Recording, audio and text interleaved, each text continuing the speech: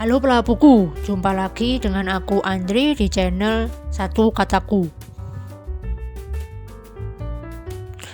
Ngomong-ngomong, kalian ngerasa nggak sih kalau menyelesaikan satu buku non-fiksi itu susah banget? Aku dulu juga sih, tapi sekarang sudah agak beda. Terbukti di tahun 2022 yang lalu aku sudah berhasil menyelesaikan 7 buku non-fiksi.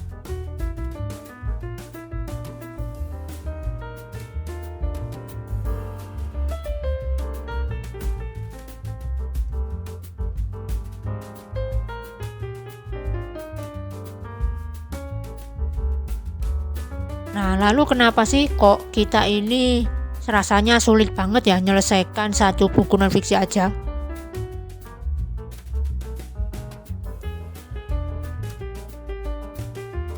Kalau berdasarkan pengalamanku, ada 3 penyebab sih kenapa kita itu susah banget nyelesain satu buku non-fiksi aja.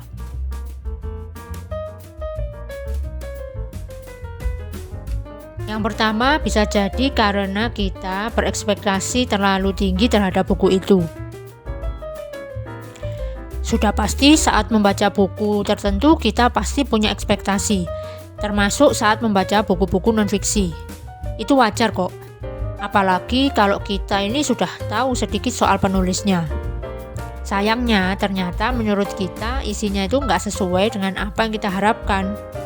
Alhasil kita berhenti deh membaca di tengah jalan dan malas membaca buku-buku non-fiksi lagi.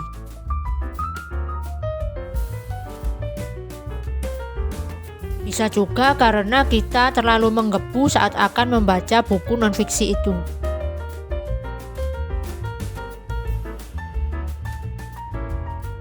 Saat mulai senang membaca buku, kita cenderung menggebu.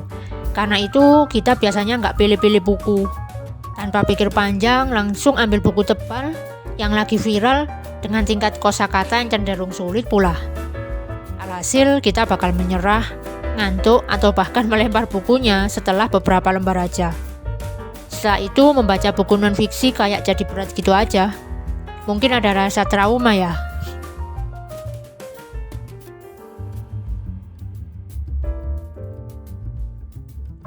Alasan lainnya bisa jadi karena menurut kita, buku yang kita baca itu gagal menyelesaikan masalah yang sedang kita hadapi.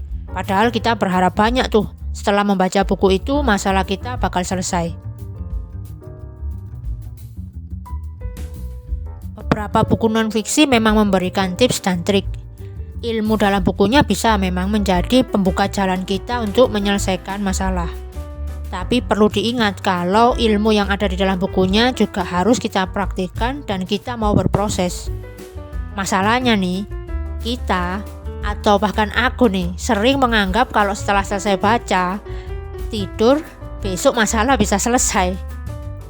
Lah, karena gagal itulah kita jadi lebih sulit untuk menyelesaikan buku-buku non-fiksi lagi.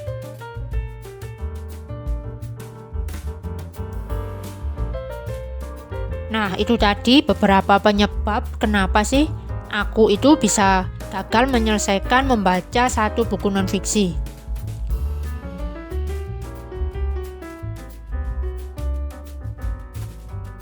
Kalau menurut pelahap buku sendiri, apa nih yang menjadi penyebab kalian bisa gagal menyelesaikan membaca buku non-fiksi? Bisa kalian share di kolom komentar.